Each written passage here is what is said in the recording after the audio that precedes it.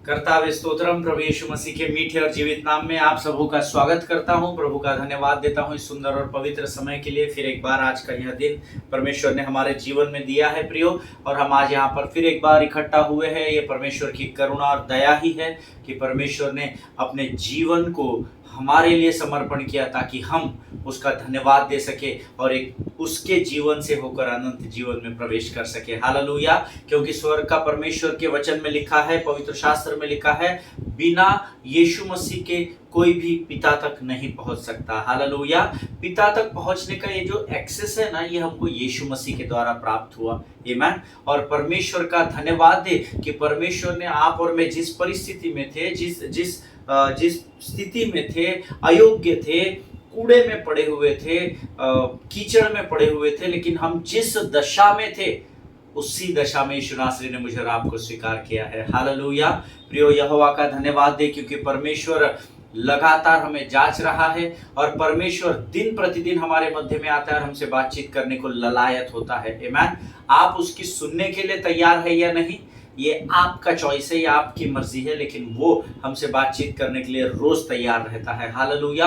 और ये उसकी महानता है कि हमारी इतनी योग्यता नहीं कि हम उस स्वर्ग के परमेश्वर से सीधे बात कर सके, परंतु वो हमसे इतना प्रेम करता है कि वो हमारे सारे अपराधों को दिन प्रतिदिन ढांपता है और जब भी हम उसको पुकारते हैं वो हमारी प्रार्थनाओं को सुन लेता है। हालेलुया। आज फिर एक बार प्रियो, हमको प्रभु ने यह मौका दिया है कि हम उसके नाम का गुणानुवाद कर सके, उसकी स्तुति कर सके, उसकी प्रशंसा कर सके, और इसीलिए आज प्रभु ने हमको फिर एक बार इकट्ठा किया है। और ये समय है जब हम रोज के समान प्रभु की उस उपस्थिति का आनंद ले जो इस समय आपके स्थानों पर और मेरे स्थान पर मौजूद है। हालेलुया। आमीन। हर पल हर क्षण परमेश्वर हमको देखते रहता है, हमको ताकते रहता है, क्योंकि वो हमसे प्रेम करता है। आमीन। पिछले कुछ दिनों से हम अपनी मानसिकता या सोचने की क्षमता के विषय में सीख रहे हैं और मैं प्रभु का धन्यवाद देता हूँ। परमेश्वर के वचनों के द्वारा लोगों को परमेश्वर आशीष दे रहा है। कल भी हमने जो वचन अध्ययन किए हैं, प्रभु का मैं धन्यवाद देता हूँ। जिस उदाहरण को मैंने आपको दिया, बहुत सारे लोगों को वो समझ में आ गया और मैं प्रभु का धन्यवाद देता हूं कि लोगों से परमेश्वर ने वचनों के द्वारा, गवाही के द्वारा बातचीत की है और हमको अपने जीवन की गवाही को लोगों तक पहुंचाना है। बस यही सुसमाचार प्रचार है। आमीन। यीशु मसीह ने मेरे और आपके जीवन में क्या किया, ये जब हम लोगों तक पहुंचाते हैं तो परमेश्वर उद्धार के महान कार्य को इस पृथ्वी पर करना आरंभ कर देता है। हालेलुया। आमीन। जीवन के अंत तक हमें ये करते रहना है प्रियो। परमेश्वर ने हमारे लिए अपना बलिदान दिया इसलिए ताकि हम इस पृथ्वी पर उसके सुसमाचार का प्रचार कर सके। हालेलुया। कल के अध्ययन के द्वारा परमेश्वर ने एक परिवार की बहुत अद्भुत गवाही मेरे साथ बांटी गई है और मैं प्रभु का धन्यवाद देता हूं। उन्होंने कहा कि पास्टर, कल जब आपने वो हेडफोन्स के विषय में बताया, प्रभु ने मुझे कुछ बातों को स्मरण दिलाया और कल ही जब उस बात का प्रचार हुआ, जब हमने बाइबल अध्ययन किया, वो बता रहे थे जब मैं रात को सोया, परमेश्वर ने मुझे स्वप्न में दर्शन दिया और दर्शन देने के द्वारा कुछ बातों को मुझे रिमाइंडर दिया जो मैं अपने जीवन में भूल चुका था। Hallelujah. And literally that man of God was crying when he was talking to me. जब वो मुझसे बात कर रहे थे, वे रो रहे थे और मैंने उनसे कहा कि पास्टर देखिए, बहुत दिनों बाद ही सही, परंतु परमेश्वर ने आपके लिए यही समय नियुक्त किया था कि आप फिर एक बार दुगनी सामर्थ के साथ सेवा में बढ़ाए जाए। हालेलुया। प्रियो, परमेश्वर किसी भी मनुष्य का कर्जदार नहीं। कई बार हम दूसरों की बातों को बड़ी गंभीरता से ग्रहण कर लेते हैं और हमारा जीवन बर्बाद हो जाता है, लेकिन यहोवा का धन्यवाद लगातार दे क्योंकि परमेश्वर अपने वायदे से कभी नहीं बदलता है। हालेलुया। आज स्वर्ग का परमेश्वर फिर एक बार हमारे मध्य में है। रोज के समान कुछ वचनों को हम पढ़कर प्रभु का गुणानुवाद करेंगे। आज हमने पढ़ने के लिए जो वचन चुने हैं वो पाए जाते हैं भजन संहिता उसका 149 अध्याय और उसके पहले 9 वचनों को हम पढ़ेंगे। भजन संहिता 49 उसके 1 से लेकर 9 वचन। The book of psalms chapter 49 verses 1 to 9। भजन संहिता 49 उसके 1 से लेकर 9 वचन। सब मिलकर ऊंची आवाज में पढ़ेंगे। हे देश देश के सब लोगों, यह सुनो, हे संसार के सब निवासियों, कान लगाओ। क्या ऊंच, क्या नीच, क्या धनी, क्या दरिद्र, कान लगाओ। मेरे मुंह से बुद्धि की बातें निकलेंगी और मेरे हृदय की बातें समझ की होगी। मैं नीति वचन की ओर अपना कान लगाऊंगा। मैं वीणा बजाते हुए अपनी गुप्त बात प्रकाशित करूंगा। विपत्ति के दिनों में जब मैं अड़ंगा मारने वालों की बुराइयों से घिरूं, तब मैं क्यों डरूं? जो अपनी संपत्ति पर भरोसा रखते हैं और अपने धन की बहुतायत पर फूलते हैं, उनमें से कोई अपने भाई को किसी भांति छुड़ा नहीं सकता है, और न परमेश्वर को उसके बदले प्रायश्चित में कुछ दे सकता है, क्योंकि उनके प्राण की छुड़ौती भारी है, वह अंत तक कभी न चुका सकेंगे। कोई ऐसा नहीं जो सदैव जीवित रहे और कब्र को न देखे। हालेलुया। प्रभु इन पढ़े हुए वचनों के द्वारा हम में से प्रत्येक पर आशीष दे। मुझे पिछले दिनों किसी ने कहा कि आपके मैसेजेस में किसी ने कमेंट किया है कि आप पवित्र शास्त्र के आधार पर प्रचार नहीं करते हैं। कल ही परसों ही मुझे यह बात पता चली। मैंने उनसे कहा कि भाई मैं ज़्यादा उसमें होता नहीं हूँ कि कौन क्या कमेंट करता है क्या नहीं। कभी सिर्फ मेरा जो टीम है वो उसको यस नो कर देता है, पर पता नहीं। मैंने अपने लोगों से भी पूछा, उन्होंने मुझे कहा कि जिनके पास एक्सेस है वहाँ पर आने का, उन्होंने कहा कि नहीं, हमने तो पास्टर ऐसे किसी कमेंट को सुना नहीं कि कहीं पर ऐसा लिखा हुआ है कि आप बाइबल के आधार पर वचन की सेवकाई नहीं करते हैं। बट इससे मुझे कोई फ़र्क नहीं पड़ता है कि कौन क्या कमेंट करता है, क्योंकि मुझे पता है कि मैं वचन के आधार पर प्रचार करता हूं, और जो लोग रोज यहाँ आते हैं वे भी इस बात को भली भांति जानते हैं। हालेलुया, आमीन। सो वचन में लिखा है, हे देश देश के सब लोगों यह सुनो। आमीन। इसको सिर्फ पढ़ो नहीं, इसको सुनना भी जरूरी है।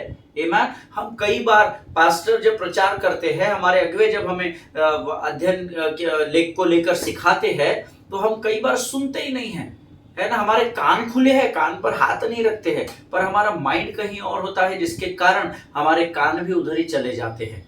आमीन। और इस बात की गंभीरता को समझना, प्रभु का वचन कहता है, यह सुनो हे संसार के सब निवासियों, कान लगाओ। इस वचन को सुनने की आज्ञा परमेश्वर ने सबको दी है। अब जो कान लगाएगा, मैंने लगा दिया एक बार, आपने भी एक बार लगा दिया, प्रभु ने हमारे जीवन को बदल दिया। हालेलुया। जब आप अपने कानों को परमेश्वर की ओर लगाओगे, परमेश्वर आपका आदर करेगा और आपकी प्रार्थनाओं का उत्तर जरूर देगा। आमीन। लेकिन वो कहता है सुनना सीखो। आमीन। केवल प्रार्थना के रूप में, विनतियों के रूप में बड़बड़ाना, बुदबुदाना या हर बार मांगना नहीं, परंतु but there is a time to hear. आमीन। एक समय होता है जब हमको परमेश्वर से सुनना भी जरूरी है। क्या ऊंच, क्या नीच, क्या धनी, क्या दरिद्र, सब कान लगाओ। आमीन। सबके लिए है ये प्रभु का वचन। विशिष्ट दर्जे के लोगों के लिए नहीं है, है ना। आम आदमी के लिए नहीं है, सिर्फ धनवान के लिए नहीं है, है ना, कंगाल के लिए नहीं है, परंतु क्या धनी, क्या ऊंच, क्या नीच, क्या दरिद्र, सब के सब कान लगाओ। हालेलुया। मेरे मुंह से बुद्धि की बातें निकलेगी। Amen. My mouth shall speak wisdom. The meditation of my heart shall be understanding. Hallelujah. मेरे मुंह से बुद्धि की बात, तो वो बुद्धि की बात जो प्रभु के मुख से अर्थात उसके वचन से निकलती है, उसको समझने के लिए और सुनने के लिए कानों को लगाओ। परमेश्वर बार बार कह रहा है। आमीन। और मेरे हृदय की बातें समझ की होगी, और जो बातें मेरे अंदर से निकलेगी वो तुम समझ पाओगे, और तुम उसको समझो और बुद्धि से भर जाओ, भरपूर हो जाओ। इसलिए पहले मेरे वचनों की ओर कान लगाओ। हालेलुया। आमीन। मैं नीति वचन की ओर अपना कान लगाऊंगा, मैं वीणा बजाते हुए अपनी गुप्त बात प्रकाशित करूंगा। दाऊद प्रधान बजाने वाले के लिए कोरह वंशियों का यह भजन है, ऐसा वचन में लिखा है। मैं नीति वचन की ओर अपना कान लगाऊंगा। नीति वचन किसकी किताब है? नीति वचन दाऊद के पुत्र सुलेमान राजा की लिखी हुई किताब है, जिसे बुद्धि की किताब कहा जाता है। भजन संहिता के बाद नीति वचन के पुस्तक लिखी गई है, रखी गई है हमारे लिए, और नीति वचन बुद्धि को प्रकट करता है। मैं नीति वचन अर्थात बुद्धि की बातों की ओर अपना कान लगाऊंगा। मैं वीणा बजाते हुए अर्थात धन्यवाद आराधना करते हुए गुप्त में परमेश्वर से बातचीत करूंगा। हालेलुया। विपत्ति के दिनों में जब मैं अड़ंगा मारने वालों की बुराइयों से घिरूं, तब मैं क्यों डरूं? फिर एक बार परमेश्वर बोल रहा है, कान लगाओ। परमेश्वर ने आपको भय का आत्मा नहीं, परंतु शक्ति, संयम और प्रेम की आत्मा से भरा है। आमीन। भय आपके ऊपर कार्य नहीं कर सकता जब तक आप भय को कार्य करने की अनुमति ना दे। हालेलुया। इस बात को समझिएगा, परमेश्वर अपने वायदे से कभी बदलता नहीं है। स्वर्गीय परमेश्वर के लोगों, इस बात को आपको समझना पड़ेगा। परमेश्वर ने जो लिख दिया है वही होने वाला है। आपकी परिस्थिति, आपकी चिंताएं, आपकी निराशा, आपकी उदासी, आपके आंसू परमेश्वर के वचन को नहीं बदल सकते। परमेश्वर के वचन के अनुसार आपको बदलना पड़ेगा। हालेलुया। जो अपनी संपत्ति पर भरोसा रखते हैं और अपने धन की बहुतायत पर फूलते हैं, ऐसे बहुत सारे लोग हमारे आस पड़ोस में, करीब में बहुत सारी बड़ी भीड़ आपको मिल जाएगी जो अपने धन पर बहुत गर्व महसूस करते हैं, बहुत अभिमान और घमंड महसूस करते हैं। उनमें से कोई अपने भाई को किसी भांति छुड़ा नहीं सकता और न परमेश्वर को उसके बदले प्रायश्चित में कुछ दे सकता है। आमीन। कोविड-19 महामारी आई थी, हजारों, लाखों और करोड़ों रुपए लोगों ने बीमारी से आजादी पाने के लिए लगा दिए, परंतु कोई भी प्राण की छुड़ौती आपके लिए नहीं दे सकता। किसी भी प्रकार के धन का आंकड़ा आपके जीवन को नहीं बचा सकता। हालेलुया, आमीन। क्योंकि उनके प्राण की छुड़ौती भारी है, वहां अंत तक कभी न चुका सकेंगे। आप कितना भी कमा लीजिए, परंतु आपका प्राण मूल्यवान है। आमीन। और उस प्राण के लिए अगर किसी ने कीमत चुकाई है तो एकमात्र परमेश्वर उस आकाश में और इस पृथ्वी पर है, जिसका नाम यीशु नासरी है, जिसने उस कलवरी पर अपने लहू का आखिरी कतरा तक आपके लिए और मेरे लिए बहा दिया और हमें वचन में लिख कर दे दिया, तुम दाम लेकर मोल लिए गए हो, इसीलिए मनुष्य के दासत्व में न जूतो। हालेलुया।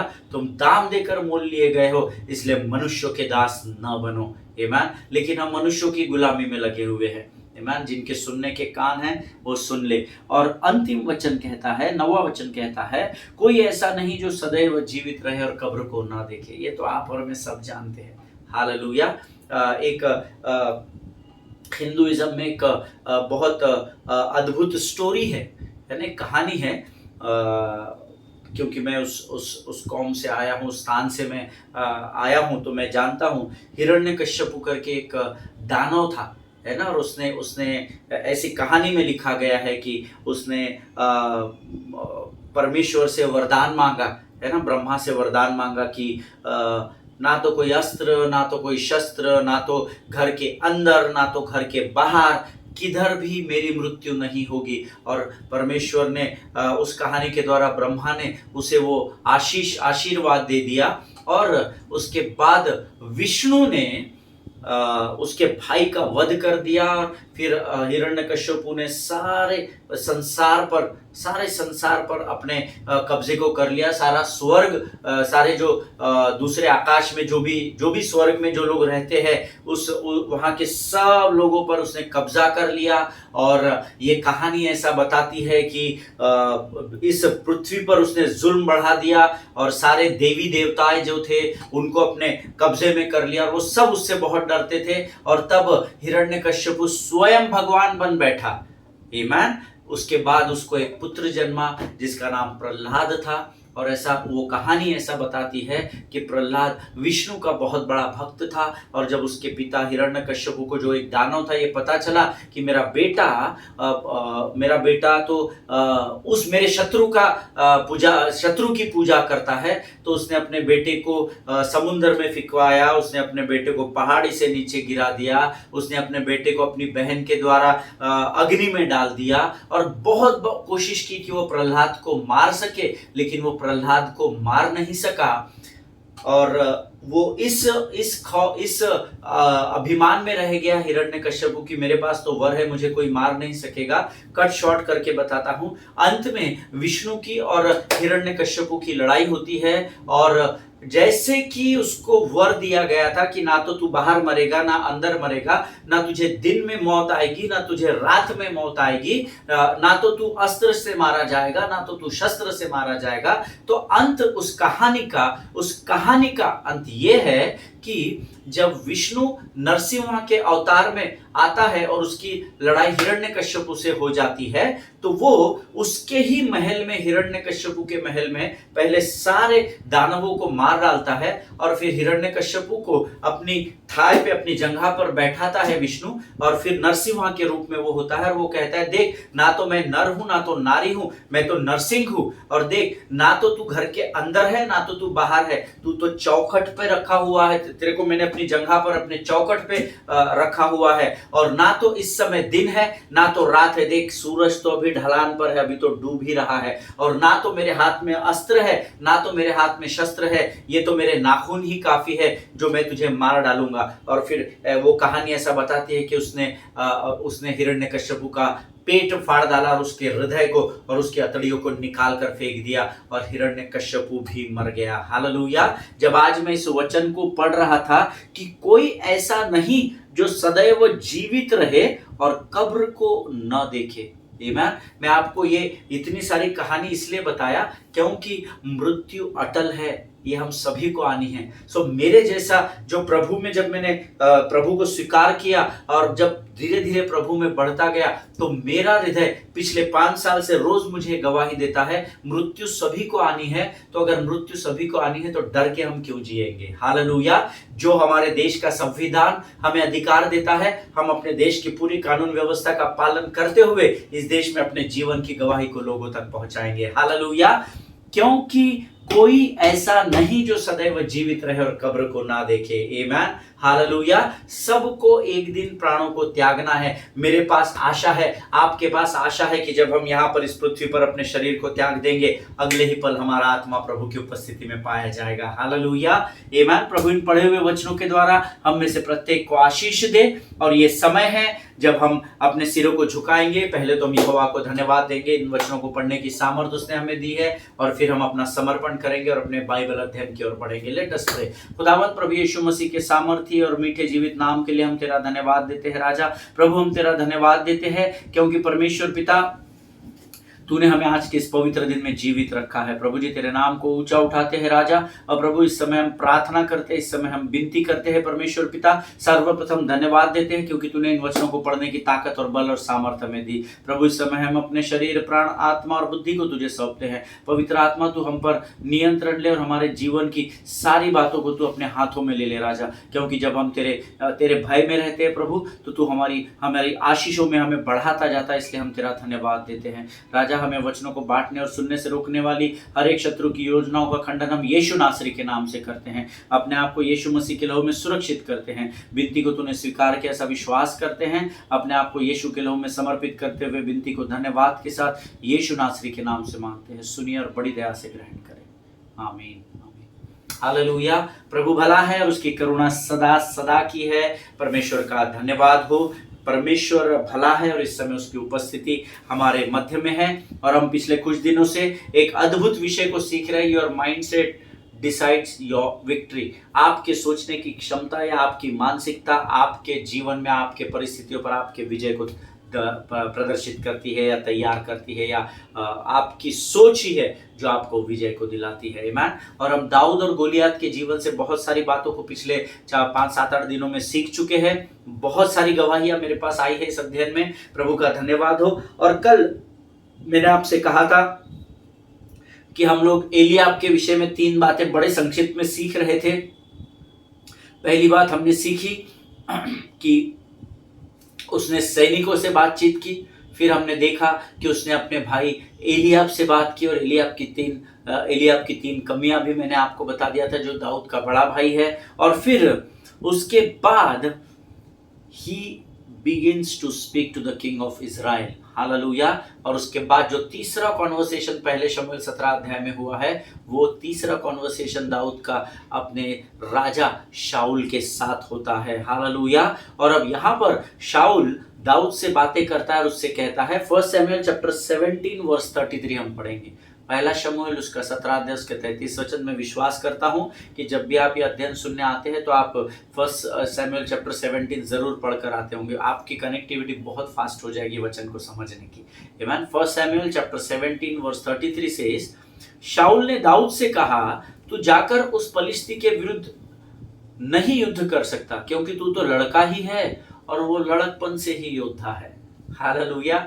ये इतना बड़ा राजा है, इसको लोगों को उत्साहित करना चाहिए, इसको लोगों को सकारात्मक बातें बतानी चाहिए, क्योंकि शाऊल का परमेश्वर ही दाऊद का परमेश्वर है। दोनों भी व्यवस्था को जानते थे, लेकिन देखिए दोनों के पास व्यवस्था होने के बाद भी जब परिस्थिति आती है तो कौन व्यवस्था को पकड़ कर रखता है और कौन व्यवस्था से दूर भागता है, परिस्थिति को देखकर भागने लगता है, ये चुनाव आपका होता है। हालेलुया। जितना आप प्रभु के साथ जुड़े रहेंगे उतना आप परमेश्वर के वचनों में मजबूत रहेंगे। जितना आप परमेश्वर के वचनों से दूर रहेंगे, शत्रु उतना बड़ा होकर आपको कमजोर करने का प्रयत्न करेगा। हालेलुया। जिनके सुनने के कान हो वो सुन ले। शाऊल जो इजराइल का राजा दाऊद से कहता है, बेटा तू इस फलिस्ती के विरुद्ध युद्ध नहीं कर सकता, क्योंकि तू तो बच्चा है, तू तो लड़का है, और ये तो बचपन से ही योद्धा है, ये दानव है, हम सब जानते हैं वो दानव था, और ये तो बचपन से, तू तो अभी बच्चा ही है, पर ये तेरे इतना था, उससे बहुत पहले से बचपन से ये योद्धा है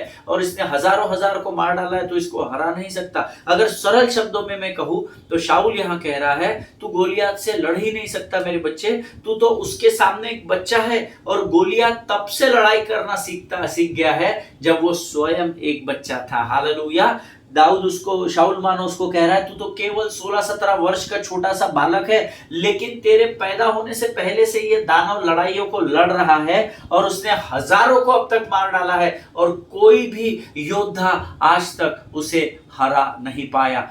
इस युद्ध से पहले इतिहास में कहीं भी नहीं लिखा है। मैंने केवल पवित्र शास्त्र नहीं परंतु इसका इतिहास भी खोजने की कोशिश की, कहीं भी नहीं लिखा है कि गोलियत एक भी युद्ध इसके पहले हारा था। हालेलुया। और जितनी बार बाइबल बताती है, या इतिहास के लिखने वाले जो गोलियत और दाऊद पर स्टडी करते हैं वो बताते हैं, जितनी बार गोलियत उस तराई में गया या किसी भी युद्ध की तराई में गया, हर बार जीत कर वापस आया और आज तक वो अजय रहा, अर्थात उसको कोई भी आज तक हरा नहीं पाया था। और जब मैं इन वचनों को पढ़ रहा था तो तब मुझे समझ में आया कि शाऊल अपने मन ही मन में अत्यंत भयभीत है और पहले ही हार मान चुका है। हालेलुया।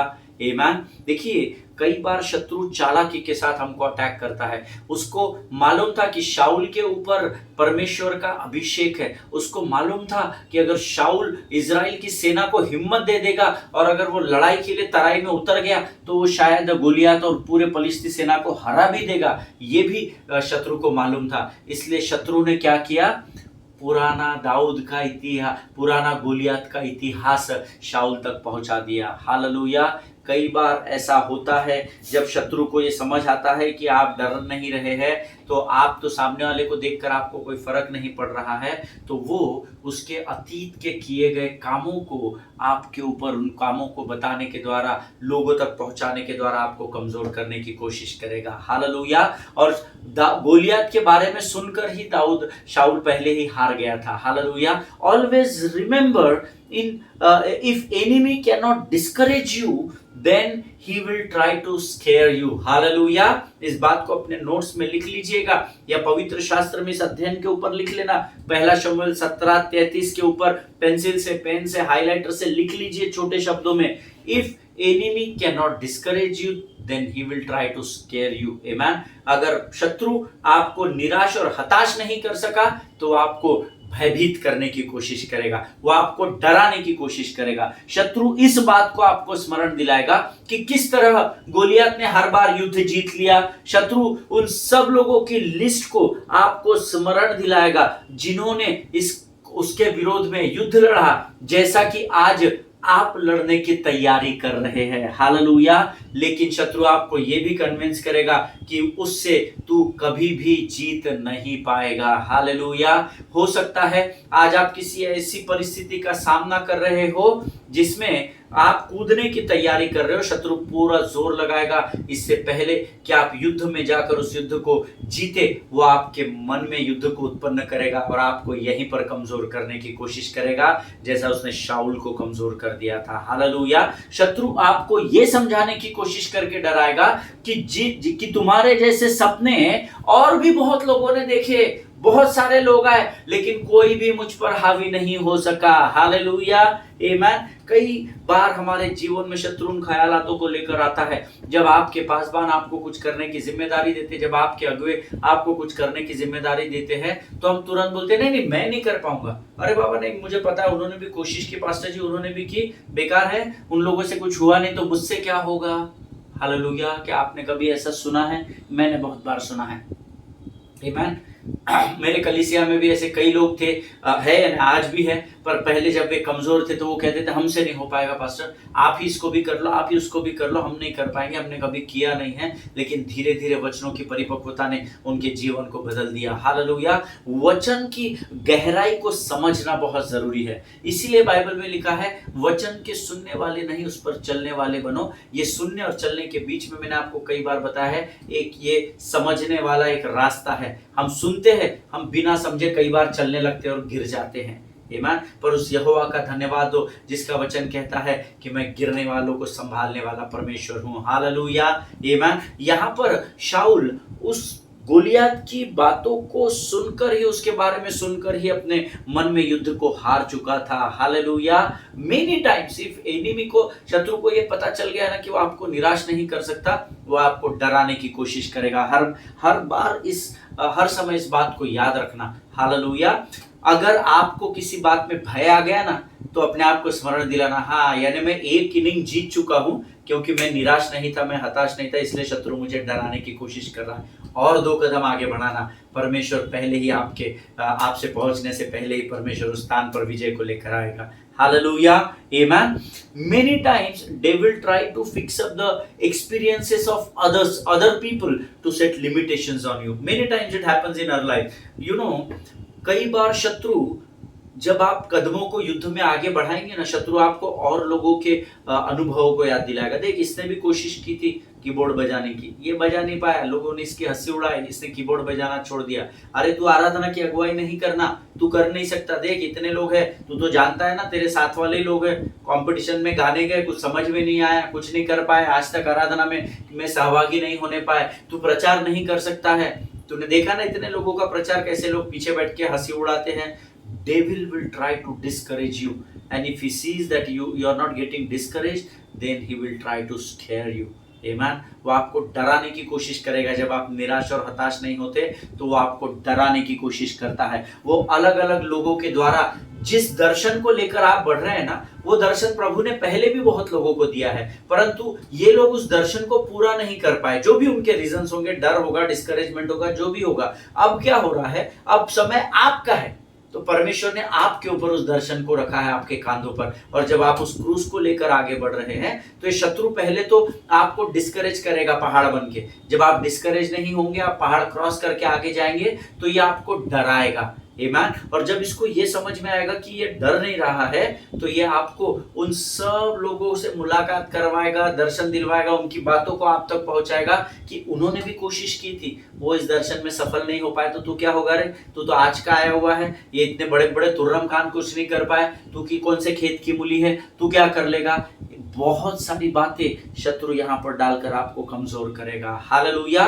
कई बार शत्रु आपके जीवन पर उन लोगों के अनुभवों को लादने की कोशिश करता है जो उससे हार मान चुके हैं, और ऐसा करने के द्वारा वो आपको कमजोर करने की कोशिश करता है। Hallelujah. Do not discourage in your lives, you know. अपने जीवन में कभी भी निराश और हताश नहीं होना, क्योंकि यीशु मसीह ही हमारा आशा का परमेश्वर है। हालेलुया। अब्राहम के बारे में इब्रानियों की किताब में लिखा हुआ है, निराशा में भी आशा रखकर अब्राहम ने विश्वास किया। हालेलुया।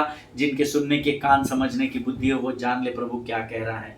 यहाँ पर देखिए, शत्रु जब आप दूसरों के अनुभवों को जो हार चुके हैं उनको आपके ऊपर ला देगा। वो नहीं जीत पाए तो तू कैसे जीतेगा, और आपको वो कमजोर करेगा। लेकिन दाऊद शाऊल की बातों को सुनकर बिल्कुल भी डरा नहीं, बिल्कुल भी कमजोर नहीं हुआ। हालेलुया। एक ही कारण था, वो परमेश्वर के बहुत करीब था। आमीन। जब आप प्रभु की संगति में बने रहेंगे, बढ़ने लगेंगे, आप अपने जीवन में अद्भुत बदलाव को देखेंगे, ये मैं आपसे वायदा करता हूँ। हालेलुया। दाऊद यहाँ पर कमजोर नहीं हुआ, और ऐसा तब होता है जब आपने अपने जीवन में परमेश्वर के अनडिनाइबल फेवर को देखा है या उसके स्वाद को चखा है या उसके निर्विवाद पक्ष को। अनडिनाइबल फेवर को हिंदी में, सटीक हिंदी में कहते हैं, शुद्ध हिंदी में निर्विवाद पक्ष को, है ना। आपके अंदर डर तब नहीं रहेगा जब आपने परमेश्वर के अनडिनाइबल, है ना, जब आप इससे पहले भी जब विकट परिस्थितियां अतीत में आई तो परमेश्वर ने आपके जीवन में बड़े बड़े उपकारों को और कार्यों को किया है। मैं इसीलिए भजन संहिता 103 कहता है, मेरे मन यहोवा को धन्य कह और उसके किसी भी उपकार को न भूलना। आमीन। हम वो उपकार भूल जाते हैं ना, इसलिए शत्रु हम पर हावी हो जाता है। आमीन। उन उपकारों को रोज स्मरण करना। प्रभु धन्यवाद, मैं उस समय उस परिस्थिति में था पर तूने मुझे विजय दिलाया। प्रभु अगर मैं उस परिस्थिति से आजाद तूने मुझे किया तो ये आने वाला गोलियत मेरा भला क्या बुरा कर लेगा। हालेलुया। जब आप परमेश्वर के उन उपकारों को स्मरण करेंगे कि आपके कमी घटी में, आपके कमजोरी में कैसे अद्भुत रीति से परमेश्वर ने आपको विजय दिलाया, तो वो परमेश्वर आज भी कार्य करेगा, क्योंकि वो कल, आज और युगानुयुग एक सा परमेश्वर है। हालेलुया। वो न बदलने वाला परमेश्वर है प्रियो। And you know, when you know that God is in your life, जो व्यक्ति, जो भाई, जो बहन, जो विश्वासी है, जो ये बात जानते हैं, when God is in your life you will never ever allow yourself to be limited by someone else's past failures. Hallelujah. जब आप ये जान जाते हैं ना, जो मनुष्य को ये पता है ना कि परमेश्वर हर परिस्थिति में मेरे साथ है, तो आप दूसरों के अनुभव जिसके कारण वो फेल हो गए अपने जीवन में या हार गए, उनकी बातों को सुनकर आपके जीवन में कोई फर्क नहीं पड़ना चाहिए। हालेलुया। उसको कहते हैं विजय की ओर कदम बढ़ाना। आमीन। हो सकता है एक दर्शन को एक पासबान को दिया गया, वो पासबान उस दर्शन को पूरा करने में सक्षम हो गया, जो भी उसके कारण होंगे, डर गया, चिंता, निराशा, उदासी, हताशा, डिस्करेजमेंट, फेलियर, भय आ गया होगा, मुझे नहीं पता। फिर परमेश्वर ने वो दर्शन पूरा नहीं कर पाया, इसलिए किसी और के कांधे पर रखा, ये भी फेल हो गया, तीसरा भी फेल हो गया, अब आप चौथे नंबर पर है। अब इसी जिम्मेदारी को प्रभु ने, इस जुए को आपके कांधे पर रखा, लेकिन आप भी इनके समान तभी हारोगे जब आप शत्रु को अपने ऊपर हावी होने की अनुमति देंगे। लेकिन अगर आप चौथे नंबर पर है और अगर आपको परमेश्वर के उपकार किए गए उपकार स्मरण है, तो आप इनकी कहानियों को या इनकी बातों को सुनकर कभी भी कमजोर नहीं होंगे। हालेलुया। आमीन। जिनके सुनने के कान हो वो सुन ले, प्रभु आपको क्या बताना चाहता है। आमीन। और इसी बात को दाऊद ने यहाँ किया, क्योंकि जब शाऊल ने गोलियात के बारे में बढ़ चढ़कर उसको बताया, बेटा तू बच्चा है, वो बचपन से योद्धा है, तू 16-18 साल का है, वो तेरे पैदा होने से पहले युद्ध लड़ रहा है, वो आज तक कोई युद्ध नहीं हारा है, जब जब वो तराई में, जब जब युद्ध भूमि में गया है, हर बार अजय होकर, अजरामर होकर आया है, उसने आज तक एक भी युद्ध नहीं हारा है, तू भला उसको कैसे हरा सकता है। लेकिन इन सारे बातों को दाऊद ने इग्नोर मार दिया। हालेलुया। क्योंकि जब शाऊल ने गोलियत के बारे में बताकर दाऊद को डराने या कमजोर करने की कोशिश की, तब वचन में लिखा हुआ है 1 शमूएल चैप्टर 17 वर्सेस 34 टू 38। पहला शमूएल उसका 17 अध्याय उसके 34 से लेकर 38 वचन हम पढ़ेंगे।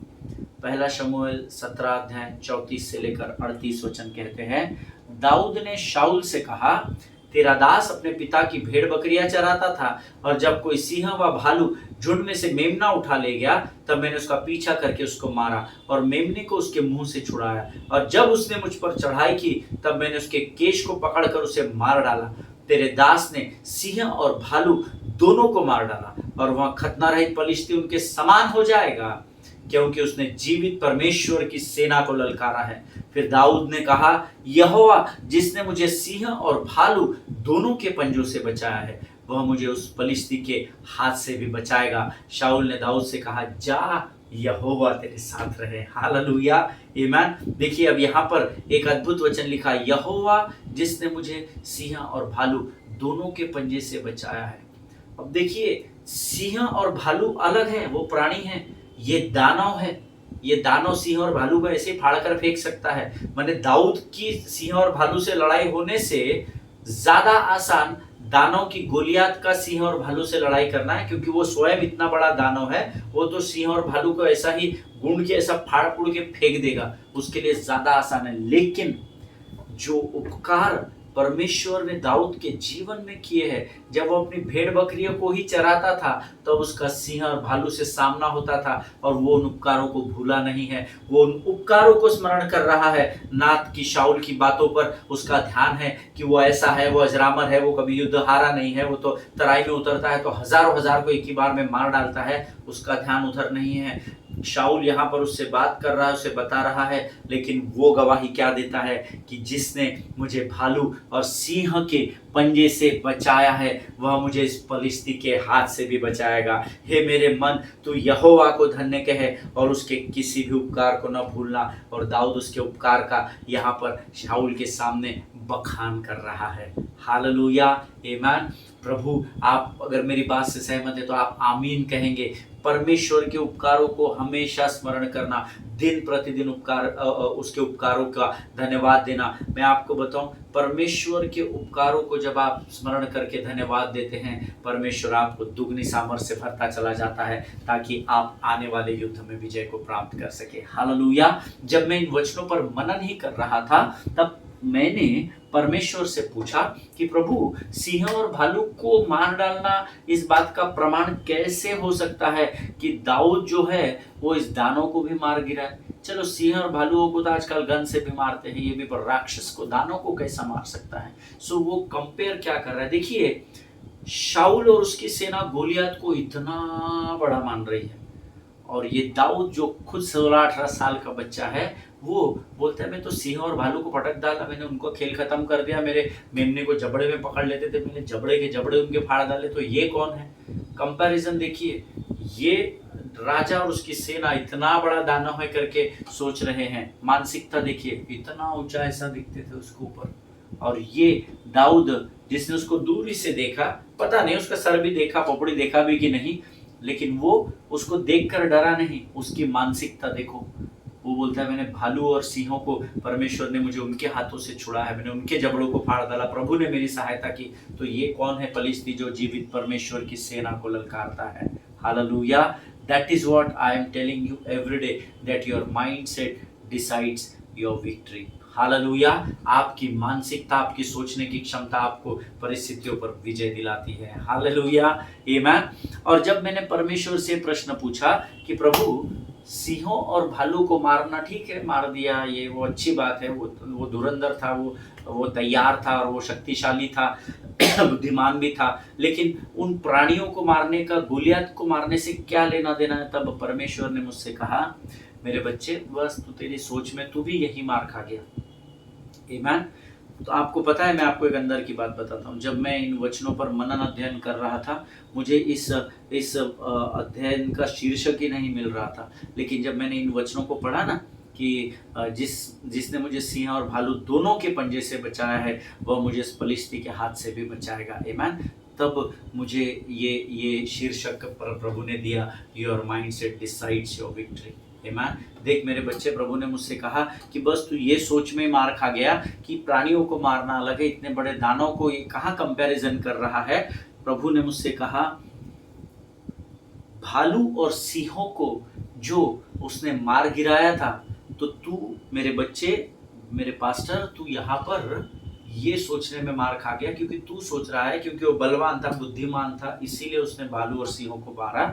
लेकिन परमेश्वर ने मुझसे कहा, दाऊद यह बात भालू और सिंह को मारने के भरोसे नहीं कर रहा था, but he knew that number 1 he is anointed. वो जानता था कि वो अभिषेक से भरा हुआ है, और दूसरी बात वो जानता था, that my grace is sufficient for him to take over not only the bear and the lion but giant like Goliath also. Hallelujah, amen। प्रभु ने मुझे ये बात जब बताई, मेरा मन आनंदित हो गया, और मैं अपने जीवन में जिन परिस्थितियों का सामना कर रहा हूँ उन परिस्थितियों को सोचकर मैं अपने मन में आनंद मनाने लगा। मैंने अपने अध्ययन को बंद किया और मैंने कुछ गीतों को इस कमरे में लगाकर मैं उस पर आराधना करने लगा। घुटनों पर आकर मैं प्रभु का धन्यवाद करने लगा, क्योंकि प्रभु ने मुझे इस वचन के द्वारा एक बहुत बड़ी बात सिखाई कि सिंह और भालू के भरोसे शाऊल राजा से इतने कॉन्फिडेंस से दाऊद बात नहीं कर रहा था, परंतु दाऊद कौन है ये दाऊद को पता था। He knew that he was anointed, वो जानता था कि वो अभिषेक से भरा हुआ है, और दूसरी बात वो ये जानता था कि परमेश्वर का अनुग्रह उसके लिए काफी है। जिस परमेश्वर ने सिंह और भालुओं पर विजय दिलाने के लिए उसे अनुग्रह दिया, वो परमेश्वर गोलियत पर विजय पाने के लिए भी उसको अनुग्रह से भर देगा। Hallelujah, amen. I mean in simple term, if I want to convince you, David says, I can win this battle because I am anointed and chosen of God. Hallelujah. उसने इस बात को वो जानता था, क्योंकि मैं अभिषेक से भरा हुआ हूं और परमेश्वर की ओर से चुना गया हूं, इसलिए खातरी से मैं इस गोलियत पर भी विजय पाऊंगा, जैसे मैंने सिंह और भालू पर विजय को प्राप्त किया था। हालेलुया, आमेन। दाऊद जानता था प्रियो कि वो अभिषेक से भरा हुआ है। हालेलुया, आमेन। प्रभु इन बातों को समझने में आपकी सहायता और मदद करे। और एक बात हमेशा ध्यान में रखना, listen very carefully now what I am going to tell you, very carefully. Number 1, to be praise the Lord, thank you Jesus. प्रभु का धन्यवाद हो। मैं आज इस अध्ययन को यही समाप्त करूंगा। I was supposed to preach, but then the Spirit of the Lord said that stop it here. Amen. और आप शायद सोच रहे होंगे ये दिमाग से सटिया गया है, ऐसा होता है कि बीच में प्रचार करते करते कोई रुकता है क्या? हम तो कितने उत्साहित है सुनने के लिए, आगे क्या बता रहे हैं। इन्होंने कहा ध्यान से सुनना और बाद में बोलते हैं मैं आज यहाँ खत्म करूँगा, but that is how it goes. Hallelujah, ऐसा ही होता है। आमेन। जब आप प्रभु से जुड़े हुए रहेंगे, आप इन बातों को भली भांति जानते हैं, इस बात पर मैं विश्वास करता हूँ। आप सब लोग प्रभु की वाणी को सुनने वाले लोग हैं, और हमें भरपूर प्रयत्न करना है, जो हमें प्रभु कहता है उसका हमें पालन करना है। Amen. God the spirit of the Lord told me to stop here. कल हम इसी अध्ययन में और गहराई में प्रभु हमको लेकर जाएगा, ऐसा मैं विश्वास करता हूँ। परंतु आज जो बातें मैंने आपको बताई है, मेरा विश्वास है कि प्रभु की आत्मा ने आपसे बातचीत की है और आपके हृदय को आनंद से भर दिया है। हालेलुया। हे मेरे मन, यहोवा को धन्य कहे और उसके किसी भी उपकार को न भूलना। आमीन। आज हम इस अध्ययन को यहाँ समाप्त करेंगे। ये समय है जब हम धन्यवाद का बलिदान परमेश्वर को चढ़ाएंगे। Let us bow down our head and heads and let us pray। आइए हम अपने सिरों को झुकाकर दुआ करें। खुदावंद प्रभु यीशु मसीह के सामर्थ्य, जीवित और अद्भुत नाम के लिए धन्यवाद देते हैं राजा। प्रभु सचमुच तू महान है, स्वर्ग के भेदों को प्रकट करने वाले परमेश्वर। आज तूने फिर रेमा वर्ड के द्वारा प्रभु हमें उत्साहित किया, आनंदित किया, हम धन्यवाद देते हैं प्रभु। ये हमारा आनंद हमेशा बना रहे और ये वचन जीवन के अंत तक हमारी स्मरण शक्ति में बने रहे, ऐसी प्रार्थना में यीशु नासरी के नाम से करते हैं राजा। प्रभु जी सचमुच तू दिन प्रतिदिन यहाँ आता है और हमारे मनों को सामर्थ और ताकत और बुद्धि से भरता है। हम तेरे उपकारों को कैसे फेड़े परमेश्वर पिता, तेरे अनगिनत उपकार है राजा, जिनको फेड़ने की ना तो हमें सामर्थ्य है, ना तो हमें ताकत है, ना ही हमारी इतनी हैसियत और योग्यता है राजा। परंतु हम धन्यवाद देते हैं कि तू हमारे लिए कभी भी नहीं बदलता और तेरा प्रेम हमारे लिए कभी भी नहीं बदलता। जितनों ने सुना उनमें से प्रत्येक को आशीष दे। इस समय हम अपने आप को यीशु मसीह के लोग में सुरक्षित करते हैं। आगे के संपूर्ण समय को तुझे सौंपते हैं और विनती को धन्यवाद के साथ हमारे उद्धारकर्ता और परमेश्वर यीशु नासरी के नाम से मांगते हैं पिता। सुनिए और बड़ी दया से ग्रहण करें। आमीन। हालेलुया। मेरा विश्वास है आज आपने जरूर आशीष को पाई होगी। जितने लोगों तक आप इस वचन को पहुंचा सकते हैं जरूर पहुंचाइएगा। हो सकता है आप ये वचन पहले से जानते हो या आपके पास इससे अधिक प्रकाशन हो, लेकिन जब आप इन वचनों को दूसरों तक पहुंचाएंगे आपको नहीं पता इसकी जरूरत शायद उस व्यक्ति को कब पड़ जाए। आमीन। लेकिन जब आप इन कामों को करोगे तो आप भी जाने अनजाने में अपने लिए आशीषों को बढ़ाने में लग जाएंगे। हालेलुया। आमीन। आज हम इसको समाप्त कर रहे, कल फिर पूरे तैयारी से आना। पहला शमूएल उसका 17 अध्याय पढ़कर आना। इजराइल के लिए प्रार्थना करना, भारत देश के लिए प्रार्थना करना, अपने पासवानों के लिए, उनके परिवारों के लिए जरूर प्रार्थना कीजिएगा। हमारे देश के आदरणीय प्रधानमंत्री, राष्ट्रपति, उपराष्ट्रपति और तमाम मिनिस्टर्स के लिए प्रार्थना करें, क्योंकि आपकी प्रार्थना उनके जीवनों में बदलाव को लेकर आएगी। हालेलुया। सकारात्मक बदलाव को लेकर आएगी। आमीन। अगर हम अपने बड़ों के लिए प्रार्थना नहीं करेंगे तो कौन करेगा? इस देश की जो धरा है, इस देश की जो जिम्मेदारी है वो धर्मियों के ऊपर प्रभु ने दी है। आमीन। इस देश के संविधान का अध्ययन करें, इस देश की कानून व्यवस्था का पूर्ण पालन करें और इस देश में सुसमाचार की गवाही को बांटे। आमीन। हम कल फिर मुलाकात करेंगे। स्वस्थ रहें, सुरक्षित रहें। सभी को जय मसीह की। God bless you all.